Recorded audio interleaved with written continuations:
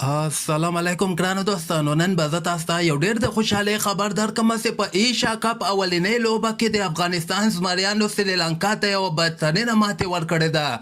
که تاسو ورباندې خوشحاله سوي یاستئ دغه ویډیو در سره حتما لایک کړئ او افغانستان زنده‌باد در سره په کمنټ کې ضرور ولیکئ. دغه لوبه چې کومه ترسره سوله اولنۍ لوبه وله د ایشیا کپ چې د افغانستان او د سریلانکا مابین کې دغه لوبه ترسره سوله. افغانستان اول ټاس وګټه، دغه بیټینګ سریلانکا ته ورکړ. پیچ بالرانو ته ډېر ښه جوړ نو افغانستان ډېره ښه فیصله وکړله. سریلانکا صرف 106 رنزه ټارګټ افغانستان ته ورکړی ده. که موږ د افغانستان فضل حق فاروقي وګورو، زبردسته بالنګ په دغه لوبه کې وکړه. د سریلانکا اولنۍ درې لوبغاړي چې کله پاور پلی کې اوټ شول نو دغلته د سریلانکا ملا ماته سوله. یعنې فضل حق فاروقي درې لوبغاړي اوټ کړي، نوین الحکم یو لوبغاړی اوټ کړی، مجیب زدران او محمد نبیم بیا دوه مهم لوبغاړي اوټ کړي دي. رشید خان هم په دغه لوبه کې ډېر ښه بالنګ ترسره کړ، یعنې څلور اورو کې صرف 12 رنزه ورکړي دي.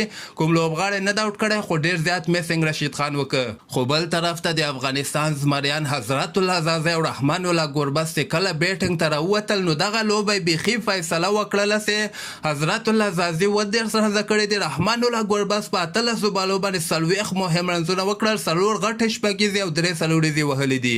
ابراهیم صدران هم ښه بیټینګ ترسره کړه، په 13 بالو باندې 15 رنزه وکړل. 11 اوور پورې افغانستان دغه لوبه وګټله او ټولو افغانانو ته ډېر زیات مبارکي. او که خیر د افغانستان بله لوبه بیا بنګلادیش سره ترسره کیدونکې ده نو ټولو افغانانو ته د ما له طرف نه یو ځل بیا مبارکي. زه خپله ډېر زیات ورباندې خوشحاله سومه او که تاسو هم خوشحاله سوي یاستئ دغه ویډیو در سره حتما لایک کړئ او دغه چینل هم در سره سبسکرایب کولی سئ.